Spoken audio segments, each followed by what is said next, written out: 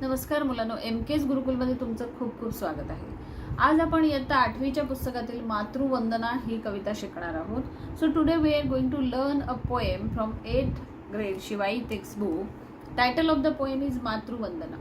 मातृ म्हणजे आई आणि वंदन म्हणजे नमस्कार करणे. So through this poem, poet wants to show the respect towards his mother. Okay, so that's why the title is Matruvandana. आता ही पोएम लर्न करण्यापूर्वी जर अजूनही तुम्ही आमच्या चॅनलला सबस्क्राईब केलं नसेल तर प्लीज सबस्क्राईब करा. तुम्हाला जर आमच्या या व्हिडिओजमधून फायदा होत असेल, तुम्ही चांगलं मराठी लर्न करत असाल तर नक्की या व्हिडिओजना लाईक करा आणि तुमच्या फ्रेंड्समध्ये शेअर करा. So please subscribe to our channel. Please like the videos and share among your friends. तर आता आपण याची प्रस्तावना पाहणार आहोत. प्रस्तावना म्हणजे प्रीफेस. मराठी साहित्य क्षेत्रातील महान कवी ग दि माडगूळकर यांनी आईची थोरवी या कवितेत गायली आहे. आईची थोरवी म्हणजे काय तर इम्पॉर्टन्स और ग्रेटनेस ऑफ मदर. ओके, आईची थोरवी म्हणजे ग्रेटनेस ऑफ मदर. मराठी साहित्य क्षेत्रातील means in Marathi literature one famous name is there, G D Madgulkar. Okay, मग हे जे कवी आहेत त्यांनी greatness of mother, he has express the greatness of mother through this poem. आपल्या जीवनात आई ही वंदनीय असते. वंदनीय म्हणजे respectable. So in our life our mother is respectable आणि तिच्या ऋणातून आपण कधीच मुक्त होऊ शकत नाही. सो ऋण म्हणजे depth. So we can never repay the depth of her love and sacrifices. Okay, that's why, त्यामुळे तिची पावले वंदनीय आहेत असे कवी सांगतात. So that's why as we never depth of her love and sacrifices, her feet are respectable and that's why poet is worshipping them. Okay, तर असं ह्याचा सारांश आहे, समरी आहे. आता आपण कविता वाचूया. आता कवी काय सांगतो की दिला जन्म तू विश्व हे दाविलेस, किती कष्ट माये सुखे साहिलेस, जिण्या लागी आकार माझ्या दिलास, तुझ्या वंदितो माऊली पावलास. आता ही कविता तशी समजायला सोपी आहे. You need to understand the hidden meaning in every line. दिला जन्म तू means you have given the birth.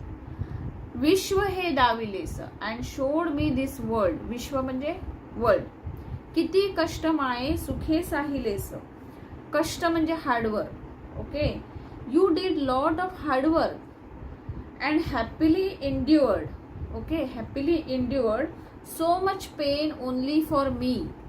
What poet is telling, किती कष्ट माये सुखे साहिलेस, सहन करणे. Okay, she has endured so much pain only for me. सहन करणे. ओके, जिण्या लागी आकार माझ्या दिलास, तुझ्या वंदितो माऊली पावलास. आता कवी काय म्हणतोय की तू मला जन्म दिलास. You have given me birth, you have shown me this beautiful world, you have did so much hard work and happily endured so much pain for me. Okay, जिण्या लागी आकार माझ्या दिलास, तुझ्या वंदितो माऊली पावलास.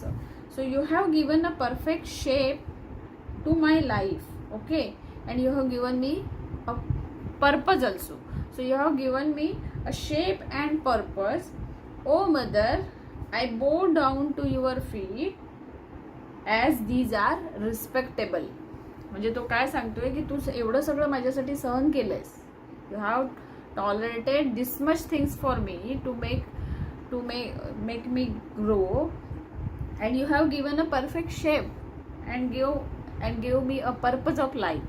So that's why you are respectable to me and I am bowing down to your feet. Okay, आता next stanza बघू. गुरु आद्य तू माझ्या जीवनात, तुवा पेरली धर्म बीजे मनात, प्रपंचात सत्पंथ तू दाविलास, तुझ्या वंदितो माऊली पावलास. म्हणजे गुरु आद्य तू म्हणजे तू माझी पहिली गुरु आहेस. You are the first teacher of my life. माझ्या जीवनात म्हणजे इन माय लाईफ. तुवा पेरली धर्मबीजे मनात. धर्मबीजे म्हणजे काय तर सीड्स ऑफ, पेरणे म्हणजे you sowed the seeds of righteousness and values in my mind. Means you nourished me so well and you taught me the values in my life. म्हणजे आपण एखादा seed म्हणजे बी जेव्हा जमिनीमध्ये पेरतो आणि तेव्हा त्याची व्यवस्थित आपण जोपासना करतो तेव्हा त्याचं रोप होतं. म्हणजे when you bow the seed and when you take care of that very nicely, that time it turn into plant. Just like that, the poet is telling that you sowed the seeds of righteousness and values in my mind. Okay, प्रपंचात सत्पंथ Tu दाविलास and have shown the right, सत्पंथ म्हणजे right path. Okay, you have shown me right path in this world. तुझ्या वंदितो माऊली पावलास. So that's why you are respectable to me and I am bowing down at your feet. Next end. तुझा कीर्ती विस्तार माझा प्रपंच, कृपेने तुझ्या रंगला रंगमंच. वठे भूमिका पाठ जैसा दिलास, तुझ्या वंदितो माऊली पावलास. मग पोएट ह्याचा अर्थ काय होतो, तुझा कीर्ती विस्तार माझा प्रपंच. म्हणजे मी जे काही आज आयुष्यामध्ये सक्सेसफुल झालेलं आहे that is because of you. तुझ्यामुळे मला आयुष्यामध्ये यश मिळालेलं आहे. Okay, I am successful in life because of your greatness or glory. Okay, कीर्ती म्हणजे ग्लोरी. कृपेने तुझ्या रंगला रंगमंच. रंगला रंगमंच म्हणजे कवी काय म्हणतोय की त्याचं जे लाईफ आहे इट्स लाईक अ स्टेज. म्हणजे someone is playing a role like that, he is comparing his life. Okay, आणि तो काय सांगतो, your grace made my stage of life colourful. म्हणजे तुझ्यामुळेच, तुझ्या ग्रेसमुळेच मला माझं आयुष्य छान कलरफुल करता आलं. वठे भूमिका पाठ जैसा दिलास. So I am simply playing the role. भूमिका म्हणजे काय तर role. So I am simply playing the role as you directed me. Okay, म्हणजे जसं तू मला डायरेक्ट केलंयस तसंच मी माझा रोल करतो आहे. माझं त्याच्यामध्ये काही नाही. जसं एखादा डायरेक्टर एखाद्या ऍक्टरला दिशा दाखवतो. ओके, दिग्दर्शक असतो तो एखाद्या हिरोला किंवा हिरोईनला दिशा दाखवतो, तसंच तू मला माझ्या आयुष्याची दिशा दाखवलेली आहे. So you have shown me the path. You are my teacher and whatever you taught me I am following that. I am playing my role. वठे भूमिका means my playing my role. पाठ जैसा दिलस as you have taught me. तुझ्या वंदितो माऊली पावलास. त्यामुळेच तू मला रिस्पेक्टेबल आहेस. You are respectable to me and I am bowing down at your feet. तुझे थोर संस्कार आचार झाले, तुझे यत्न प्रामाण्य सिद्धीस गेली. तुझ्या चिंतने लोभ पावे निरास, तुझ्या वंदितो माऊली पावलास. तर ह्याचा अर्थ काय होतो, तुझे थोर संस्कार means you taught me great values and now that values reflecting in my behaviour. आचार म्हणजे बिहेवियर. आता माझं ते बिहेवियर झालेलं आहे. तू जे मला व्हॅल्यूज दिल्यास त्या व्हॅल्यूज आता माझं आचरण झालेलं आहे. So what ever you taught me now it's turn or reflecting into my behaviour. तुझे यत्न प्रामाण्य सिद्धीस गेले. Whatever hard work okay or efforts you have taken for me now these efforts became successful. सिद्धीस गेले म्हणजे successful झालेत. यत्न प्रामाण्य म्हणजे प्रयत्न. Your efforts now your efforts whatever you have taken the efforts to grow me now became successful. तुझ्या चिंतने लोभ पावे निरासा. आता तो काय म्हणतोय की Wien ever I think about you my all the negative thoughts और ग्रीड गेट डिसअपेअर. लोभ म्हणजे ग्रीड, निराश म्हणजे disappear. So all the negative thoughts, all the greed get disappear whenever I think about you. तुझ्या वंदितो माऊली पावलास. So that's why you are respectable to me and I am bowing down at your feet.